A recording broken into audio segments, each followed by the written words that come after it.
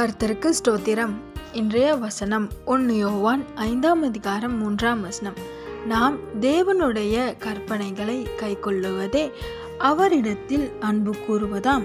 1 யோவான் 5ஆம் அதிகாரம் 3ஆம் வசனம்.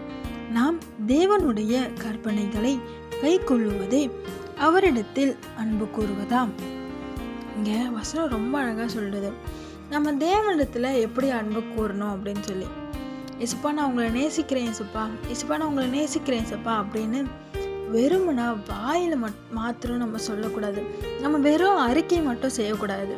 இங்கே வசனம் அழகாக சொல்லுது, நம்ம தேவனிடத்தில் அன்பு கூறுறோம் அப்படின்றத எப்படி செய்யணும், எப்படி காட்டணும் அப்படின்னா தேவனுடைய கற்பனைகளை கை கொள்றதுலாம். அவர் நம்மளுக்கு கட்டளை கொடுத்துருக்கிறாருங்கள, அந்த கட்டளைகளை நம்ம கை கொள்ளும் போது தான் நம்ம தேவனிடத்தில் அன்பு கூறுவதுன்னு வேதவசனம் சொல்லுது. அவர் நம்ம இதை செய்யாத அப்படின்னு அவர் சொல்லிட்டாருன்னா நம்ம செய்யக்கூடாது. அதுதான் தேவனிடத்தில் அன்பு கூறுவது. ஆமேன். இப்போ நான் உங்களை நேசிக்கிறேன் அப்படின்னு நம்ம வெறும் வாயில் மாத்திரம் சொல்லக்கூடாது. எல்லாரும் அதை சொல்லலாம், ஆனால் அதை நம்ம செய்யும் போது தான் அது அதிகமாக தெரியும். ஆமேன். கிரியை இல்லாத விசுவாசம் செத்ததாக இருக்கிறது.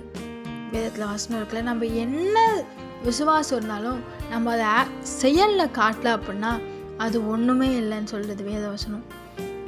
நம்ம ஏசப்பாவை நேசிக்கிறோம் அப்படின்னா அது நம்ம அவரோட கற்பனைகளை கை கொள்ளுவதில் காட்டுவோம். இப்போ யோசிச்சு ஏசப்பா கிட்ட சொல்லுங்கள், ஏசப்பா இனி நான் உங்கள் கற்பனைகளை கை கொள்ளுவேன், என் முழு மனதோடு உங்களை